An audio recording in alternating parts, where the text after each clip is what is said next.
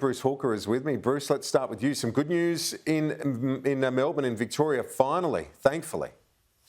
Indeed. And look, it's been tough with Victorians, and I think they're going to welcome any change, any relief from the lockdown that they can get. The government there, with its tracking, seems to have got on top of things, as best as any government can say they're on top of things. And I think that's welcome. I just hope that we move expeditiously with the purpose-built facility down in Victoria, because I think that's really where we need to go, not just in Victoria, but in New South Wales, where the New South Wales government has now said that they want a purpose-built facility for people coming back into the country.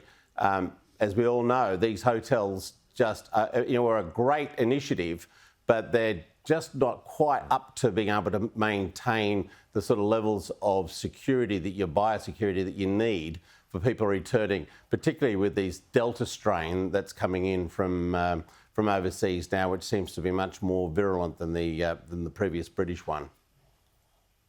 Graham, as we said with Bruce to start our discussion this afternoon, Graham Morris, this 2 cases today, both linked to known outbreaks. It looks like there is only one outcome if it stays like that tomorrow, that the lockdown should lift.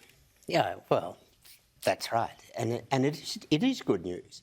You know, we've had a shocking run in Victoria for all sorts of reasons, but, you know, if we can open the show on Wednesday, even if it's not completely open, and in fact, you know, tonight the Victorian government really should be looking at, here are the things that are going to open, here's the 2 or 3 things that we probably won't do the whole thing. But this whole thing, I was looking when we came in, and the good news, and even the PM, you know, going to the G7, you think cases in Australia, 30,000. That's a lot. In the US, 33 million. In the UK, 4.5 million. In France, 5.7 million. And deaths, unfortunately, we've had 910 deaths. In the US, 597,000, 128,000 in the UK and 110,000 in France. So all of those sort of vultures and hyenas who were there saying, oh, things are really crooked, have a look at those bloody figures. We're doing all right. We are doing okay. The underlying epidemic that worries not just myself, but I mean many paediatricians, psychologists I've spoken to, Bruce, in terms of adolescent mental health, it's been huge, the impact, and I hope that the older generations, that those that might be hesitant, think about that cohort when they waver, do I get a jab or not? Because quite frankly, that younger age group has borne the brunt enough of these lockdowns, and it's time that people get the jab so we can move on, and hopefully those kids can all regroup.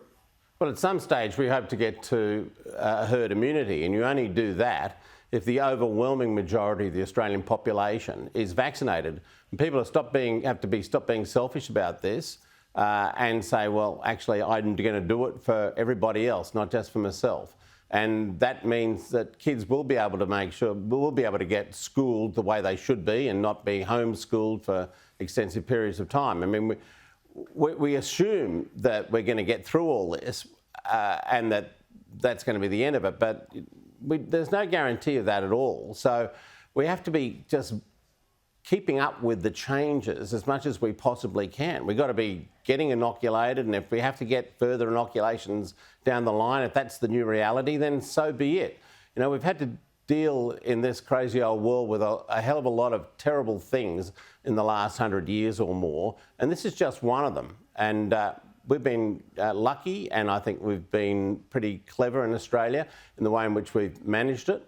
But it's such a terribly virulent sort of a strain that's there at the moment that if we don't maintain this level of inoculation and keep going ahead with it, we don't keep our distance when we're told to, then this thing could come back and it could blow out like it did in Melbourne 6 or so months ago and create a massive problem for the country, and we don't want to see that happen. I don't think we will see it happen. There aren't many. No, I don't think so. I think that there aren't many silver linings to this pandemic, but, you know, and to this latest outbreak. The one very, slight glimmer at the moment is at least the vaccination rate has jumped, not just in Victoria but around the country. Jumped enormously, and that's good.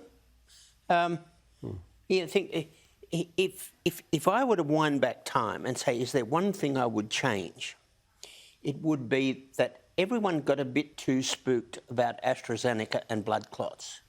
The fact is, not many people got the blood clots, but everyone, not everyone, a lot of people got spooked about AstraZeneca, and everyone should have just gone, jab AstraZeneca. Instead of that, a lot of people got spooked and they don't want it for silly reasons. The risk is minuscule.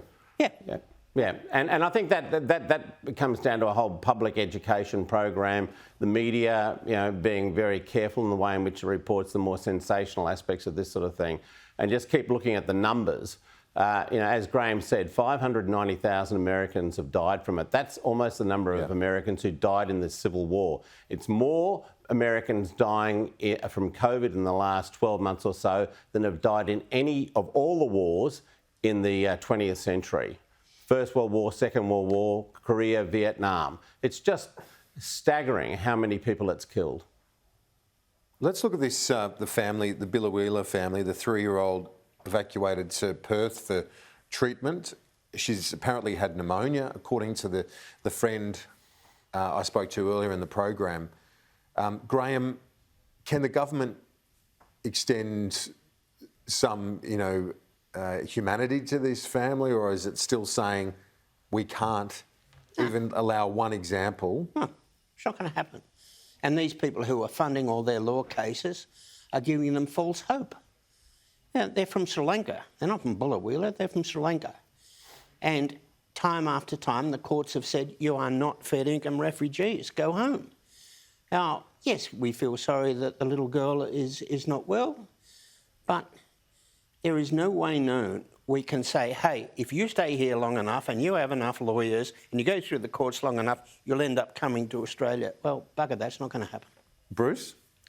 Well, the parents may come from Sri Lanka, but the children come from Biloela.